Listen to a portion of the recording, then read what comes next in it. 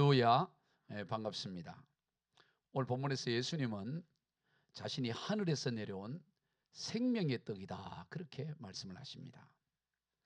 그래서 예수님께 나오기만 하면 결코 줄이지도 않고 영원히 목마르지도 않는다 그런 말씀을 해요.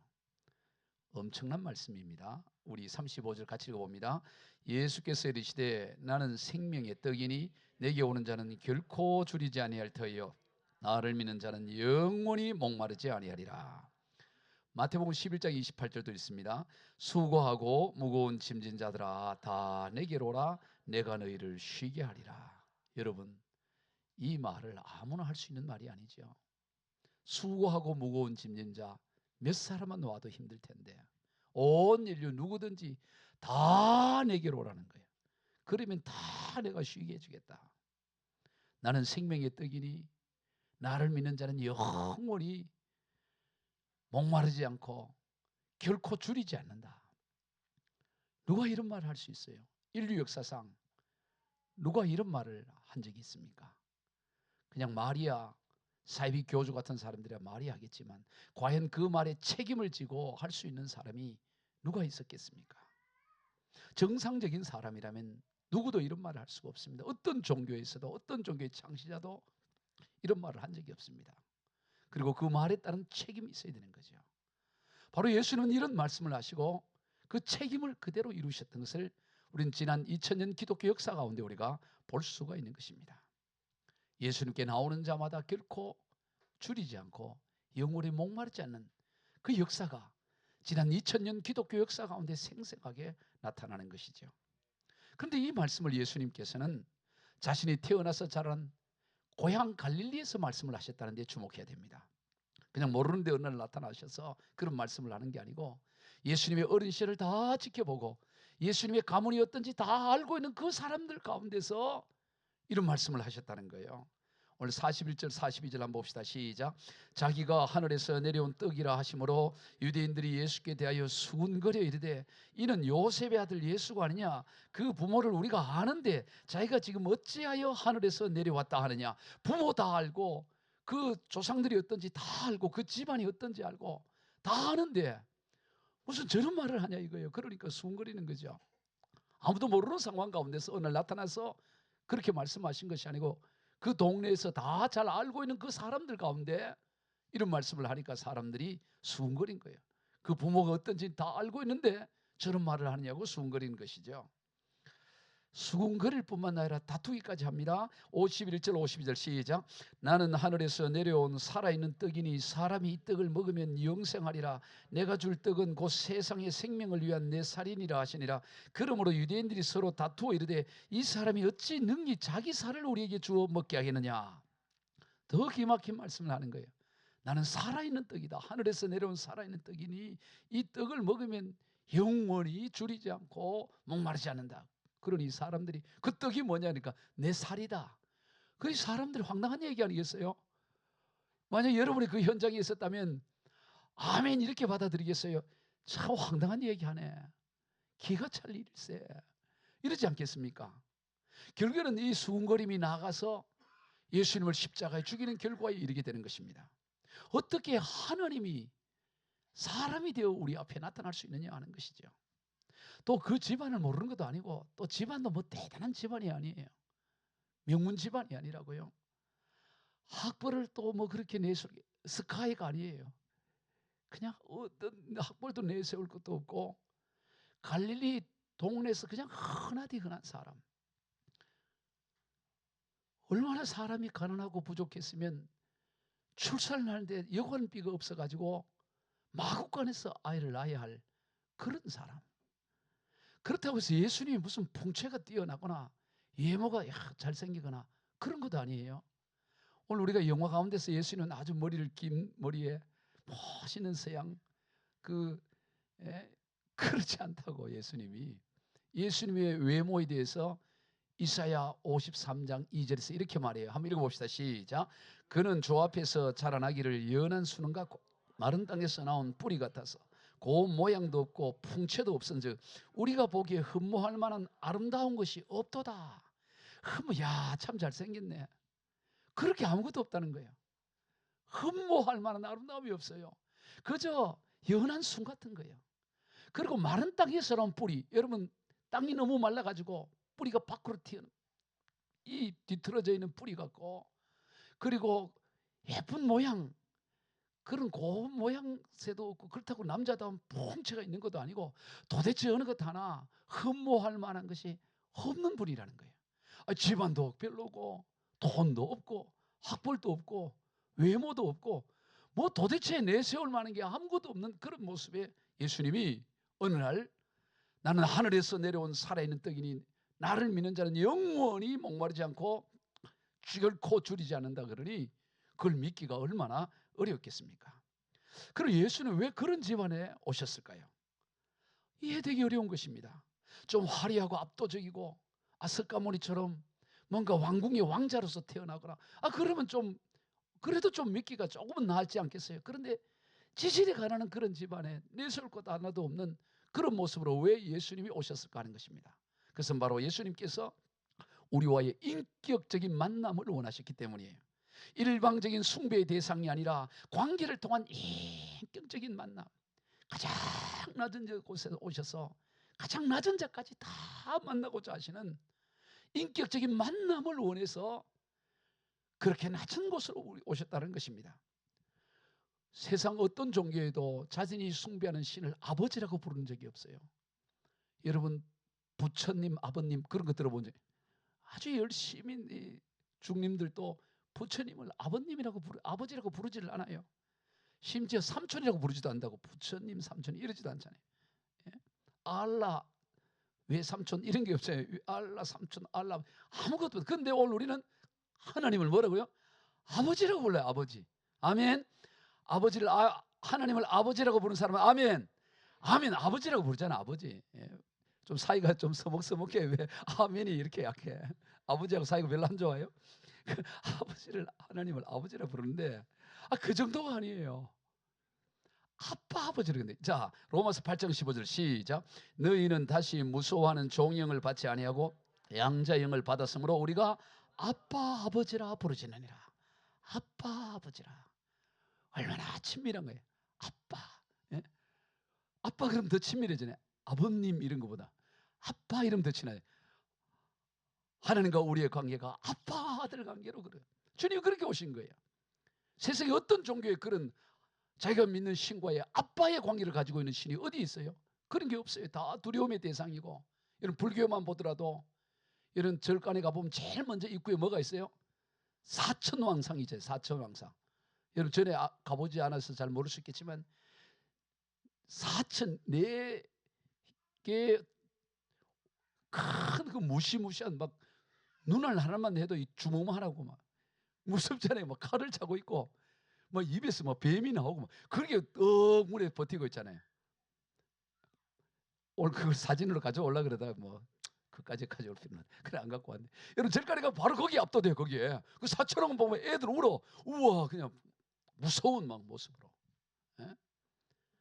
또 그 들어가서 대웅전에 들어가 보세요. 얼마나 그 부처상을 크게 번쩍번쩍거리고. 전에 예전에 상주 열방센터 갔다가 어디 좀 구경하고 올라오자 그래갖고 법주사를 갔는데 그 동네 법주사를 갔더니 이 부처상이 얼마나 높이가 큰지 그냥 거기 서 있기만 해도 압도가 돼. 워낙 커서 다 압도적이잖아요. 위압감을 주고. 그런데 우리 주님은 그런 관계가 아니고 아빠 아버지의 관계를 할렐루야.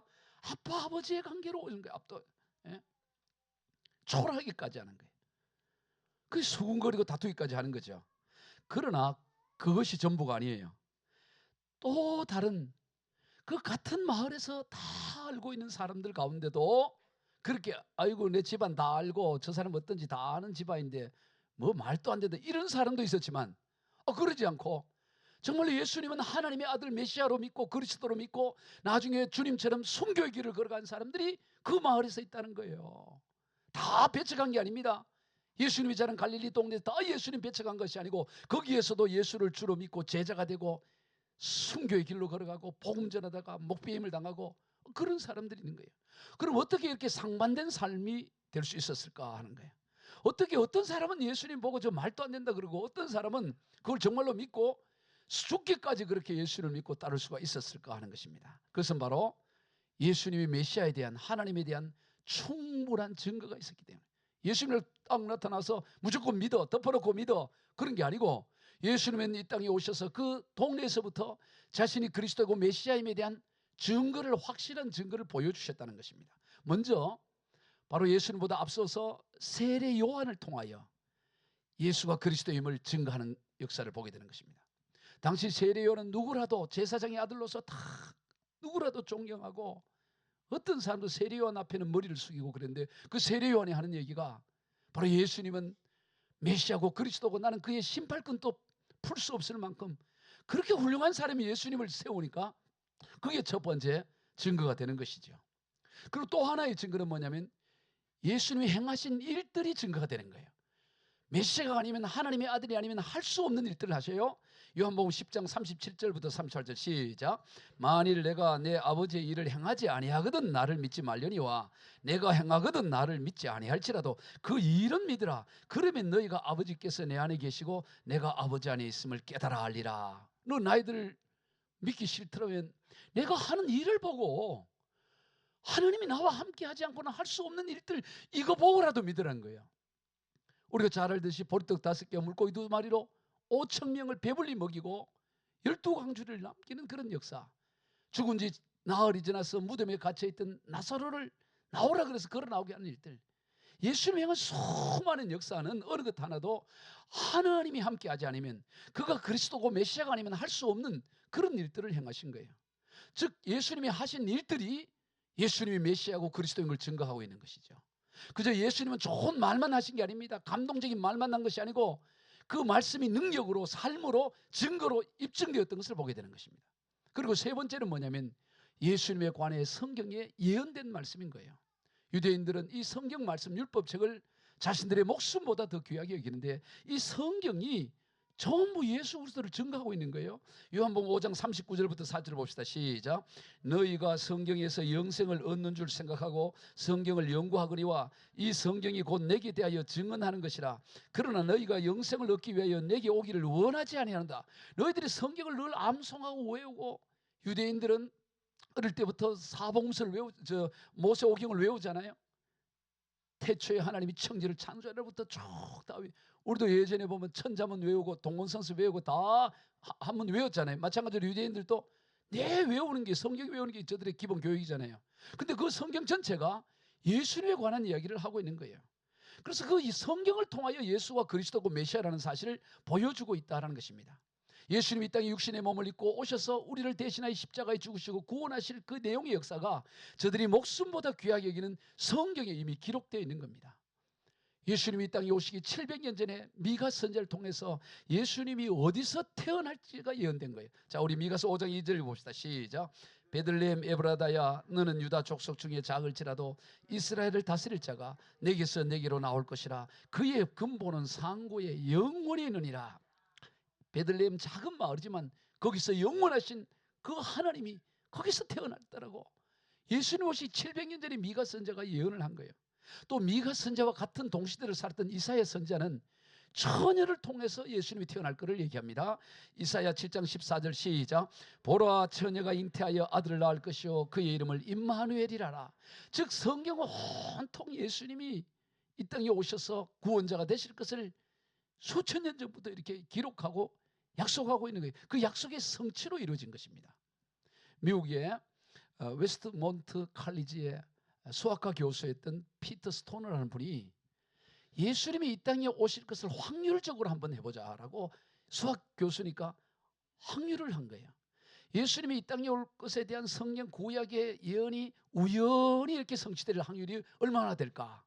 8가지가 우연히 이루어질 것을 수학적으로, 수학 교수니까 확인을 한 거예요. 그 8가지 중에 보니까 1번 베들레헴에서 태어날, 이게 미가서 5장 좀 전에 읽었던 띄워보세요. 메시아는 베들레헴에서 태어날 것이다. 이 두 번째, 메시아가 도래를 알리는 사자가 메시아보다 먼저 나타날 것이다. 즉 이 말라기서 3장 1절에 보면 엘리야, 즉 그 세례 요한이 먼저 올 것을 말씀해요. 계속 띄워주세요. 3번 메시아는 나귀 새끼를 타고 예루살렘에 입성할 것이다. 스가랴 9장 9절. 메시아는 친구에게 배신을 당할 것이다. 스가랴 13장 6절. 메시아는 은 30개에 팔릴 것이다. 스가랴 11장 12절. 은 30개를 가지고 토기장의 밭을 살 것이다. 스가랴서 11장 13절. 동정녀에서 태어날 것이다. 이사야 7장 14절. 고난을 받고 죽을 것이다. 이사야 53장 4절. 이 내용들 쭉 8개만 8개가 우연히 이루어질 확률을 수학적으로 계산했더니 이게 10의 17승분의 1이라는 수학이 나와요. 10의 17승분의 1이 뭐냐? 여러분 이제 이것도 외워놔야 돼요. 우리 새생명 교인 되면 8개가 우연히 이루어질 확률은 몇이라고? 10의 17승분의 1. 예. 헌생명 교회는 10의 19승분의 다 틀려. 우리는 10의 17승분의 1. 17승은 1 다음에 동그라미가 17개. 1 다음에 17개 동그라미에 0의 1이 이게 예수님의 탄생. 그러면 10의 17승분의 1이 얼마냐? 이걸 박사님이 이걸 또 했는데 우리나라보다 저 텍사스, 미국의 텍사스주가 우리 남북한에 3.5배나 넓대요. 난 미국 가보지도 않았지만 미국의 텍사스주가 얼마나 넓은지 우리 남북한을 합친 것보다 3.5배가 넘대요. 3.5배. 남한보다는 7배에서 8배가 넓고. 그런데 거기에 은하 1달러짜리 은하, 우리나라 돈 500원짜리 동전 많은 거. 이거를 우리나라 3.5배 넓은 그 텍사스 주에 5피트, 미터로 말하면 1.5미터 높이로 다 까는 거야. 다 깔고 그 중에 빨간 펜으로 색깔을 하나 딱 쳐야. 그리고 막 섞어. 그리고 탁 집었더니 그거야. 그게 1의 17승분의 1이라는 거야. 이해되죠? 이 8가지 예언이 우연히 이루어질 확률이 그만큼이나 어렵다는 거. 뭐 로또 이거는 뭐 비교할 것도 없고 거의 불가능한 일이지. 불가능한 거. 그런데 이 스토너 박사가 그러면 48개가 이루어질 확률은 얼마나 했더니 48개는 10의 157승분의 1이라는 거야. 10의 101 다음에 0이 157개. 이건 불가능한 거예요. 불가능한. 근데 성경은 48개만 아니라 수백 개의 예언이 예수님의 태어나실 것에 되고 사역하실 것에 대해서 예언되어 있는 거예요. 금방 잊어버린 거 다시 물어볼게요. 자, 8개가 이루어질 확률이 수학적으로 10의 몇 승분의 1이라고? 잘했어요. 10의 17승분의 1. 그거는 텍사스, 우리나라 3.5배의 텍사스에 1.5m 높이, 몇 메타? 1.5m 높이만큼 쌓아갖고 섞어가지고 그 중에 하나 톡 고를 확률. 그게 8개가 이루어질 확률, 8개가 우연히 이루어질 확률이. 그런데 예수님 8개가 아니라 수많은 일. 그래 이거는 하나님이 하셨다고밖에 달리 설명될 수 없는 하나님이 하시는 거예요. 그래서 오늘 우리가 이 놀라운 성경의 예언의 성취를 통해 예수가 그리스도임을 알 수가 있는 거죠. 그러나 그 당시 사람들 입장에서는 뭐 성경에 예언되어 있든 뭐든 다 어쨌든 간에 도대체 사람이 말이야 30대인 사람이 어떻게 하나님이냐 그게 믿기가 어려운 거예요. 아니 더 깊이 들어가 믿고 싶지가 않아. 그럼 말이 되겠냐고. 그런 분이 하나님이라고다. 야 이건 정말 설령 막 기적을 행하고 뭘 하더라도 그건 진짜 믿고 싶지 않는 상황인 거예요. 바로 그렇게 해서 믿음을 거부하는 것이죠. 그러나 어떤 이든 그걸 믿더라 이 말이죠. 믿는 거예요. 그 놀라운 거죠. 어떤 이는 그 말도 안 되는 그런 소리 하지 마라. 왜 자다가 봉창 두드리는 소리 하냐 이래 말하는데 어떤 사람은 그 막 진리로 믿어요. 믿고 어떤 뭐 순교까지 해버려. 여러분 그 차이가 어디 있을까요? 같은 동네 갈릴리에서 같이 자랐는데 같이 다 보고 그 집안이 뭐 어떤지 다 숟가락까지 다 아는데 어떤 사람은 그거 보고 막 웃기고 있네 말도 안 된다 하는 사람이 있고 어떤 사람이 야 맞아 하고 이렇게 똑같은 기적도 보고 다 한 거예요. 동일한 조건인데 어떤 사람은 믿고 어떤 사람은 믿지 않을까 하는 것입니다. 여러분 오늘도 마찬가지입니다. 우리 예수 복음을 전하면 에이 말도 안 돼 뭘 그 믿지 않는 사람이 많잖아요. 또 어떤 사람은 또 이 믿어가고 오늘 또 이렇게 앉아 있잖아요. 이 좋은 오늘 또 겨울인데도 포근한 이 좋은 날씨에 어떤 사람은 말도 안 된다고 거부하고 어떤 사람도 이렇게 믿고 뭐 어떤 사람 또 목사가 되기도 하고 뭐 왜 이래 될까요? 이 도대체 뭔 차이일까요? 동일한 조건인데 바로 그 차이는 하나님의 터치에 있다는 거예요. 자, 오늘 본문 37절과 44절 다시 한번 읽읍시다. 시작. 아버지께서 내게 주시는 자는 다 내게로 올 것이요 내게 오는 자는 내가 결코 내쫓지 아니하리라. 나를 보내신 아버지께서 이끌지 아니하시면 아무도 내게 올 수 없으니 오는 그를 내가 마지막 날에 다시 살리리라. 이거 차이예요. 아버지께서 이끌어 주시는 자, 아버지께서 내게 주시는 자, 하나님 아버지께서 우리를 감동을 하고 우리를 인도해 주셔야만이 오늘 우리가 믿을 수 있다라는 거예요. 아멘.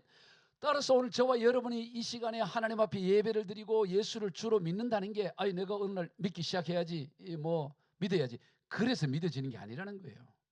하나님 아버지께서 우리를 주님께로 인도하여 주시고 이끌어 주시고 안내해 주시고 오라고 해 주셨기 때문에 믿게 되었다라는 것입니다. 이것이 차이라는 거예요. 고린도서 12장 3절대로 시작. 성령으로 안에하고는 누구든지 예수를 주시라 할 수 없느니라. 하나님의 터치함이 있었습니다. 나는 하나님을 만난 적이 없다고? 아니요. 하나님의 터치함이 없으면 하나님이 인도하시었으면 주의 절에 올 수가 없어요. 예수를 주라고 고백할 수가 없다고요. 그럼 믿어지지 않는데 말도 안 되는데 어떻게 사람이 인간이 되어서 하나님이 인간이 되어서 그런 소리 하지 말이 안 된다고 생각하네요. 그런데 성령이 우리에게 감동을 주시고 하나님 우리를 이끌어 주실 때 주는 그리스도라고 믿게 되는 역사가 일어난다는 것입니다. 여러분 우리 가운데 창세기 1절 태초에 하나님이 천지를 창조하셨느니라. 네 그때 봤냐? 이러면 뭐라고 해요? 천지 창조를 네 봤냐?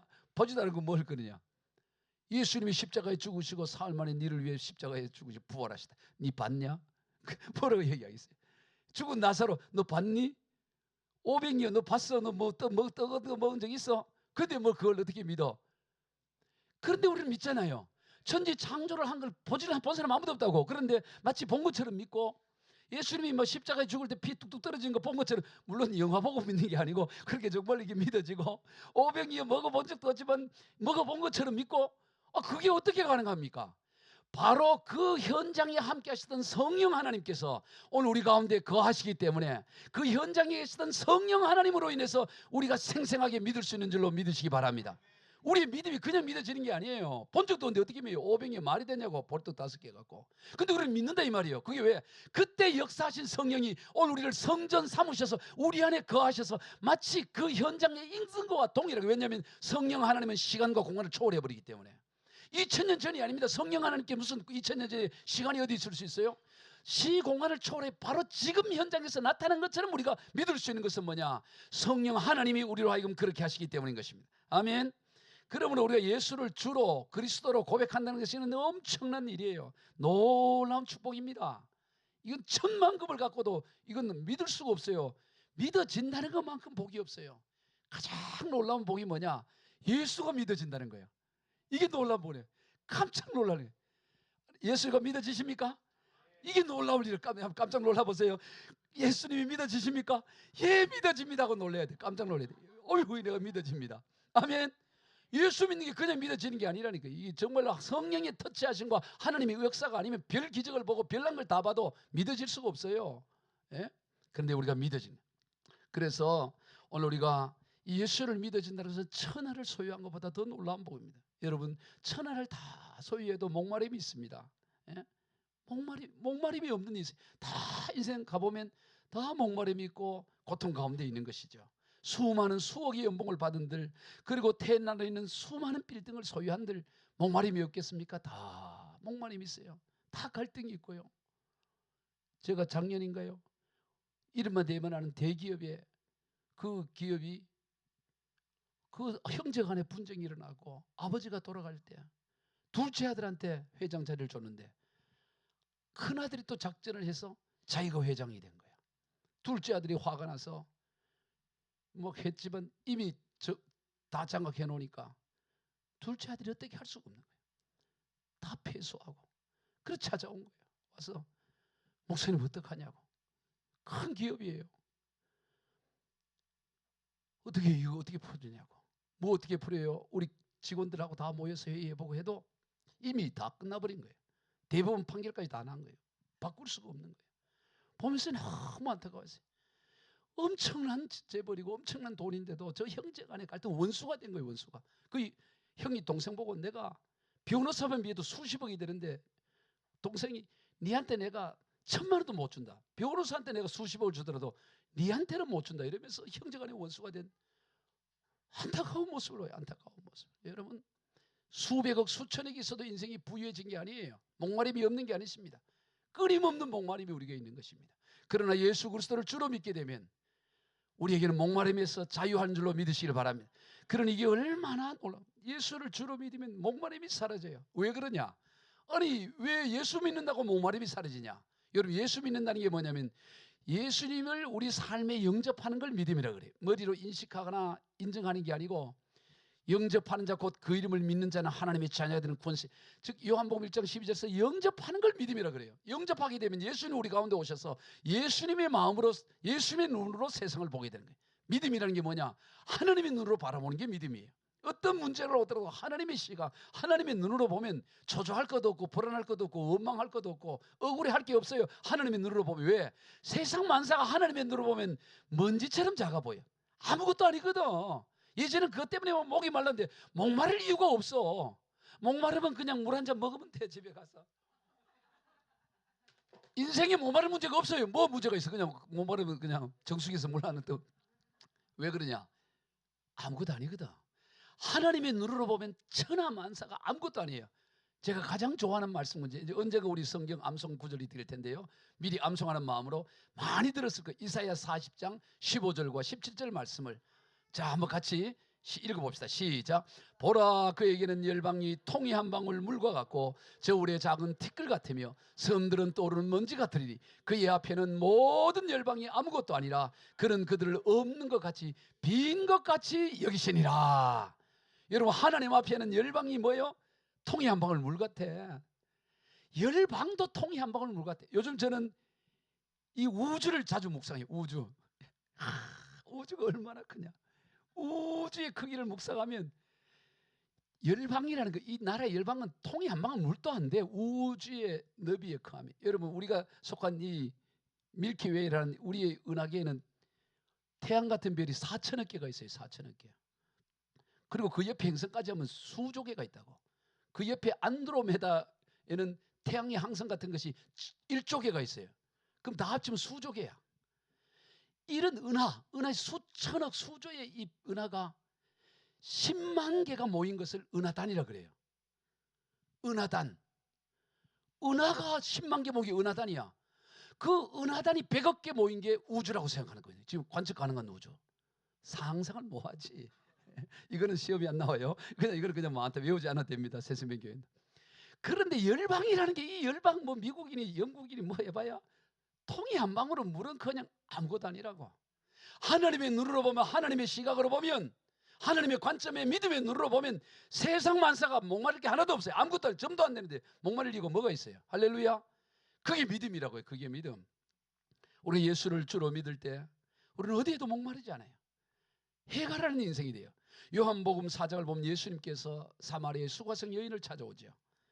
이 여인은 인생살이가 하는데 철저하게 실패한 인생이에요. 부도나고 또 부도나고 부도나고 부도나고 완전히. 그래서 동네 사람들 앞에 나설 수가 없어요. 다 그 여자 보면 혀를 척척하고 혀를 차고 손가락질하고 그런 거예요. 그래서 남들의 눈을 피해가지고 뜨거운 태양빛이 있는 그 뜨거운 낮에 우물을, 요즘처럼 우리 뭐 우물이 얇은 우물이잖아요. 깊은 우물이잖아요. 팔레스타인 땅에. 그 뜨거울 때 우물에 사람 눈 피해서 왔던 그 여인, 사람을 깊이 했던, 대인 깊이 했던 그 여인, 그를 주님이 찾아가서 만나주잖아요. 그랬더니 이 여인이 그 주님을 만나요. 목마른 인생이에요. 갈급한 인생이에요. 어디도 내세울 수 없는 인생. 그런데 그 여인이 주님을 만나니까 어떤 인생으로 바뀌어집니까? 놀라운 변화가 일어나는데요. 요한복음 4장 28절이야. 시작. 여자가 물동이를 버려두고 동네로 들어가서 사람들에게 이르되 내가 행한 모든 일을 내게 말한 사람을 와서 보라. 이는 그리스도가 아니냐 하니 그들이 동네에서 나와 예수께.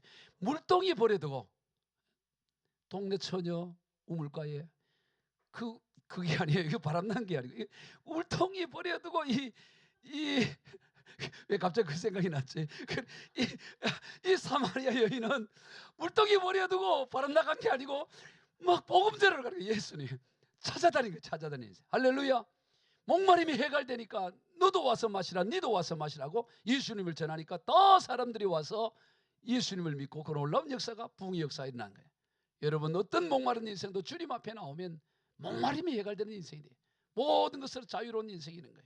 오늘 보면 35절 또 읽어봅시다. 시작. 예수께서 이르시되 나는 생명의 떡이니 내게 오는 자는 결코 줄이지 아니할 테요 나를 믿는 자는 영원히 목마르지 아니하리라. 이 말씀이 여러분의 말씀 되기를 주의 이름으로 축복합니다. 왜 가능합니까? 성령 하나님이 우리 가운데 오셔서 여러분의 하나님이 한번 터치하는 것도 굉장하잖아요. 성령으로 말미암아 터치해서 하나님 믿는 것도 굉장한데, 이 성령 하나님은 한번 터치하고 떠나버리신 것이 아니고 아예 뭘 해요? 우리 안에 내주해 버리셔요. 이게 놀라운 일입니다. 성령이 우리 안에 거하고 계세요. 고린도서 3장 10절 시작. 너희는 너희가 하나님의 성전인 것과 하나님의 성령이 너희 안에 계시는 것을 알지 못하느냐. 요한복음 14장 6절. 내가 아버지께서 구하겠으니 그가 또 다른 보혜사를 너희에게 주사 영원토록 너희와 함께 있게 하리니. 여러분 오늘 우리를 집을 삼으시고 성령 하나님이 우리 안에 내주하고 계신다는 거예요. 영원히 떠나지 않고 우리와 함께 하신다고 말씀하는 것입니다. 이건 참으로 놀라운 일이고, 이것을 깨달을 때 우리는 어떤 어려운 가운데서 살아나는 역사가 있어요. 우리 동화책에 보면 종종 마법에 걸려 잠들이는 공주를, 숲속의 공주를 지나가던 왕자가 병마를 타고 가다가 다 입을 맞춰줘. 그랬더니 깨어나갖고 그 왕자랑 오래오래 행복하게 아들 딸 놓고 잘 살다, 그런 동화가 있잖아요. 여러분 오늘 우리도 마찬가지예요. 오늘 우리도 이 땅에 세상에 잠들어 있는 인생들이에요. 캄캄하게 잠들어 있는 인생에 왕자 중에 왕자요 만왕의 왕이신 주님이 우리를 찾아오셔서 우리에게 입 맞춰 주심으로 우리가 깨어나니까 완전히 이 세상 잠에서 깨어나서 새롭고 행복한 인생이 되는 줄로 믿으시길 바랍니다. 그렇게 되면 감사할 밖에 없어요. 다 뭘 보더라도 감사하고요, 뭘 보더라도 다 하나님이 영광이 되는. 이걸 보더라도 하나님의 은혜고, 저걸 보도 하나님의 은혜고, 이것도 하나님이 살아계심을 증거해주고. 예를 들어 한번 보세요. 이 종이 한 장을 보더라도, 정말 하나님은 살아계셔, 이렇게 느낄 수 있어야 돼요. 종이 한 장 어떻게 해요? 여러분 한번 물어봅시다. 이 종이 한 장이 어떻게 이 종이 한 장이 됐을까요? 이게 어떤 그거 다 저절로 됐겠지. A4 용지 저절로 됐겠지. 그거 어떻게 저절로 됐네? 그거 내 생각에는 저 백두산의 아름드리 나무가 어느 날 강풍나게 넘어졌는데 거기에 돌멩이가 굴러가고 툭툭 끊어갖고 그 아름드리 나무가 이게 부서졌는데 어느 날 또 하늘에서 천둥과 벼락이 치더니 쫙 잘라져 가지고 사각형이 만들어지고 이게 막 떠내려오면서 계속 떠내려오면서 풍화작용을 해서 이렇게 얇은 종이 한 장이 됐다. 요래 설명을 하요. 요래 믿는다면 이 사람 믿음을 뭐라 그래요? 그걸 우리 전문 용어로 미친놈이 이런다. 그 미친놈 아니고 이러지 않겠어요? 그렇게 진짜 믿는다면 굉장한 믿음인 거지. 여러분 종이 한 장도 이 A4 하얀 이 종이 한 장, 이 나무로 만들어진 거잖아요. 나무에서. 종이 나무잖아요. 나무가 이 표백 자극을 통해서 이렇게 하얘지지, 나무가 이렇게 하얀 건 없잖아요.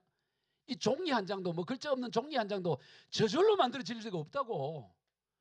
그리고 이 종이 한 장을 보더라도 이 누군가 만들어낸 게 보여진다면 이 종이와 비교할 수 없는 컵, 볼펜, 마이크 뭘 보더라도 이게 누군가 만들지 않고 어떻게 있을 수 있어요? 이거보다 1000만 배 더 어려운 우주 만물, 사람 어떻게 만들어지겠어? 신기하잖아요. 애들이 이렇게 우리 저 빗길도 보면 걸어가는 거 보면 신기하잖아요. 얼마 전에 품에 있다가 요즘 막 걸을 수 있다고 막 걸어다니는 거 보면 어떻게 저렇게 걸어다닐까? 신기하지 않아요? 만사를 보면 다 신기해요.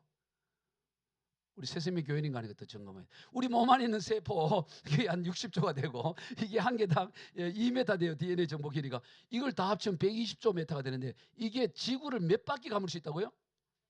몇 번? 300만 번. 이거는 시험이 자주 나온다고 늘 얘기해요. 우리 몸에 있는 세포 DNA 길이를 다 한 사람 DNA 길이를 지구 4만 킬를 감으면 300만 번을 감을 수 있어요. 그게 어떻게 우연히 그렇게 될 수 있냐고. 이 생명체가 하나님이 하신 줄로 믿으시길 바랍니다.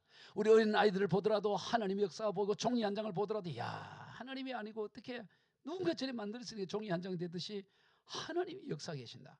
그러면 만사가 은혜인 것이 다 하나님의 증거를 보여주는 거니까. 제가 말씀을 준비하면서 여러분 우리가 인생 살아 중에서 제일 필요한 게 뭐냐면 물이에요. 물이 없으면 생명체가 없잖아요. 외계 행성에 생명이 있냐는 전부 물 보고 보잖아요. 근데 물이에요. 여러분 내가 오늘 여러분에게 알려드릴게요. 이 물의 그 화학기구 뭐예요? H2O. 이건 다 알죠? H2O가 이 물이라고. H가 뭐예요? 수소 2개 원자에다 O, 산소 원자 하나에다 수소 원자 2개가 붙은 게 H2O고 여기 물이에요. 그런데 여러분 이 H2O인 이 물과 이 산소가 여기 이렇게 이제 수소와 산소의 관계가 어떤지 자 PPT 한번 띄워보세요. 이런 그림이 있어요. 자 여기 보면 지금 이 O 이게 이제 산소고 H가 이게 수소예요. 근데 이 수소와 산소가 이렇게 붙어 있는데 각도가 있어요. 이게 각도가 뭐냐? 104.5도라는 각도예요. 이 104.5도 각도로 이게 V자 형태로 이 수소와 산소가 이렇게 연결되어 있는 거야. 이게 서로 공유돼서 계속 연결되는 거예요. 이 각도가 104.5도야. 여러분 교회 나오면 유식해져요. 나는 성령만 무조건 믿으시오 그래 얘기 안 한다고. 이 유식한 것도 가르쳐줘요. 다 필요하니까. 이게 104.5도 몇 도? 104.5도예요. 104.5도. 근데 만약에 물이, 여러분 산소와 수소만 분다고 다 물이 지금 우리가 먹을 수 있고 이게 생활할 수 있는 물이 아니에요. 여기 예를 들어 104.5도가 아니고 이게 일직선이야. 일직선 180도. 일직선이 되면 어떤 현상이 나타날까를 제가 생각을 해본 거예요. 그래서 차소를 찾아봤어요. 이게 104.5도가 아니고 이 산소에다가 수소가 붙기는 붙는데, 그런데 이게 일직선 180도가 됐을 때 어떻게 되느냐. 우리 104.5도일 때는 0도에서 얼음이 열고 100도에서 물이 끓잖아요. 이게 예를 들어 104.5도가 아니고 180도가 되면 이게 물이 몇 도에서 끓느냐. 영하 80도나 영하 100도에서 끓게 돼요. 물이 끓는 게 기화가 되는 게 영하 80도에서 기화가 돼버려. 이게 180도가 되면 일직선은 이 수소가 붙기는 붙어 있는데 나란히 붙어 있어 버리면 물이 영하 80도가 돼야 끓는다고. 그 다음 언제 어느냐. 요거는 영하 120도에서 140도 돼야 얼어. 이게 지금 뭔 소리 하나. 지금 목사님 갑자기 뭔 소리 하나. 지금 물리학 시간이. 잘 들어봐요. 이 물 마시잖아요. 물 없으면 못 살잖아요. 우리 몸에도 60, 70%가 물이잖아요. 그런데 이게 180도로 수소가 붙어버리면 영하 80도만 돼도 다 기화가 돼버려. 그럼 지금 오늘 영하 지금 온도가 몇 도예요 우리가?